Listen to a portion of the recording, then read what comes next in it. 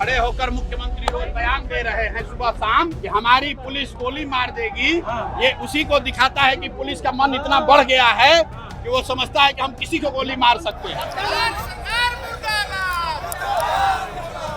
जब इस आदमी के पास हथियार था ही नहीं तो किस आत्मरक्षा के लिए पुलिस ने गोली चलाई है? ये सीधी सीधी हत्या है। ये दल और जाति की बात नहीं है। ये बिहार में एक नवयुवक की बात है जिसको घर से धोखे से ले जाकर मार दिया गया है। और मारा इसलिए गया है क्योंकि वो यहाँ गरीब की लड़ाई लड़ रहा था। 15 दिन या 1 महीने में इसकी जांच होनी चाहिए। अगर ये काम 15 दिन में नहीं हुआ, जो भीड़ आप यहाँ देख रहे हैं वो सम्राट चौधरी के घर पर होगा। डीजीपी ने गुमराह करने का काम किया है। भाई अगर चीफ मिनिस्टर गुमराह हो जा रहे हैं तो ऐसे आदमी को चीफ मिनिस्टर बने रहने का अधिकार नहीं है। जो मुख्यमंत्री बिहार का मुखिया अभी तक उन्होंने एक संवेदना के शब्द भी नहीं कहे हैं, उस मुख्यमंत्री को पुलिस प्रशासन के पीछे बंगले में छुपना नहीं चाहिए। यहाँ आना चाहिए, गांव में परिवार से मिलना चाहिए और परिवार की यथासंभव सरकार को मदद करनी चाहिए। ये सीधी सीधी हत्या है। पुलिस को कोई अधिकार नहीं है सिवाय इसके कि वो आत्मरक्षा में गोली चलाए। जब इस आदमी के पास हथियार था ही नहीं तो किस आत्मरक्षा के लिए पुलिस ने गोली ईगो चलाई शांत है? किया गया है, कैसे टर्न दिया बंदूक? ईगो शांत नहीं किया गया है। खड़े होकर मुख्यमंत्री रोज बयान दे रहे हैं सुबह शाम कि हमारी पुलिस गोली मार देगी। ये उसी को दिखाता है कि पुलिस का मन इतना बढ़ गया है कि वो समझता है कि हम किसी को गोली मार सकते हैं। बिल्कुल डिमांड साफ है कि जो न्यायिक जांच की बात सरकार ने कही है वो काफी नहीं है।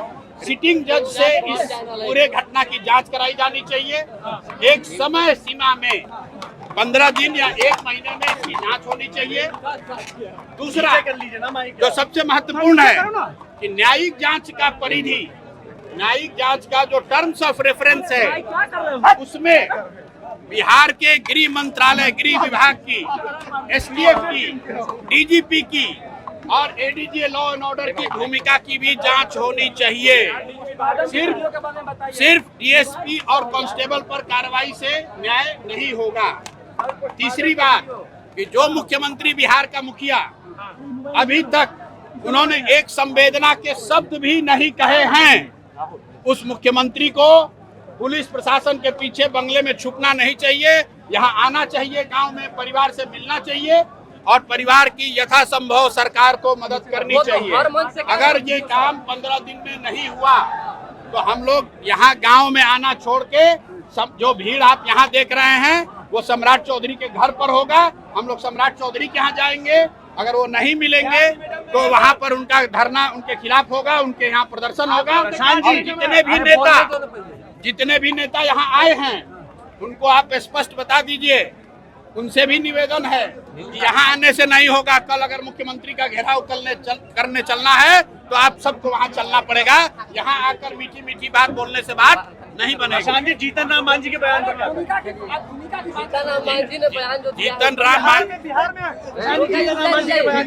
जीतन राम मांझी जी से खाली एक ही सवाल कीजिए, अगर आज आपके बच्चे के साथ ये दुर्घटना हुई होती, अगर आज आपके भगवान न करे आपके बच्चे के साथ ये दुर्घटना हुई होती तो आपका बयान क्या होता?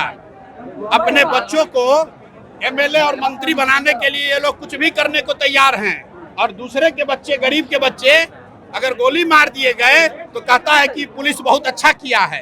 तो अगर जीतन राम मांझी में इतना दम है तो पुलिस को, प्रशासन को छोड़ के जरा आ जाए गाँव में तो पता चल जाएगा कि जीतन राम मांझी ठीक कह रहे हैं कि गलत कह रहे हैं। नेता भी ये कह रहा है कि ये ठीक हुआ है या ये जांच का विषय है। मैं उन सारे नेताओं से ये कहूंगा कि अगर तुम ये समझते हो कि ये ठीक हुआ है तो एक बार यहाँ गांव में आओ, एक बार यहाँ गांव में आओ और आकर ये कहो कि ये ठीक हुआ है, तब समझेंगे। अपने सरकारी बंगले में बैठकर ये मत कहिए कि ठीक हुआ है। सुनिए, इस जघन्य अपराध में जो आदमी भी इस जघन्य अपराध का विरोध कर रहा है उस सब का स्वागत है। ये दल और जाति की बात नहीं है। ये बिहार में एक नवयुवक की बात है जिसको घर से धोखे से ले जाकर मार दिया गया है। और मारा इसलिए गया है क्योंकि वो यहाँ गरीब की लड़ाई लड़ रहा था। कुछ लोग जो ये बता रहे हैं कि उसका फास्ट ट्रैक कोर्ट होना चाहिए। बिल्कुल, मैंने कहा कि सिटिंग जज से जांच होनी चाहिए और 3 महीने के अंदर, मैक्सिमम 3 महीने के अंदर दूध का दूध, पानी का पानी होना चाहिए, समयबद्ध जांच होनी चाहिए। जब तक आप गृह विभाग को जांच का हिस्सा नहीं बनाइएगा तब तक सच का पर्दाफाश नहीं होगा। छोटे मछली को मारने का कोई फायदा नहीं है। जो कांस्टेबल ने गोली चलाई होगी या किसी एएसआई ने गोली चलाई होगी, वो तो किसी ऊपर के अफसर के आदेश का पालन कर रहा था, और कर रहा था कि नहीं ये जांच करके न्यायिक जांच जो भी कर रहे हैं न्यायाधीश महोदय, उनको ये बताना चाहिए कि जो लोगों ने गोली चलाई उन्होंने अपने दम पे गोली चलाई, अपने निर्णय से गोली चलाया, या गृह विभाग से पटना से किसी ने उनको आदेश दिया उसके आधार पर। जिले के छोटे पदाधिकारियों पर सजा देकर सरकार अपना पल्ला नहीं झाड़ सकती है। हर हालत में गृह विभाग के अफसरों की, गृह मंत्री की, उनके गृह विभाग की भूमिका का जांच होना चाहिए। ये प्रशांत किशोर हैं, जनसुराज के संस्थापक।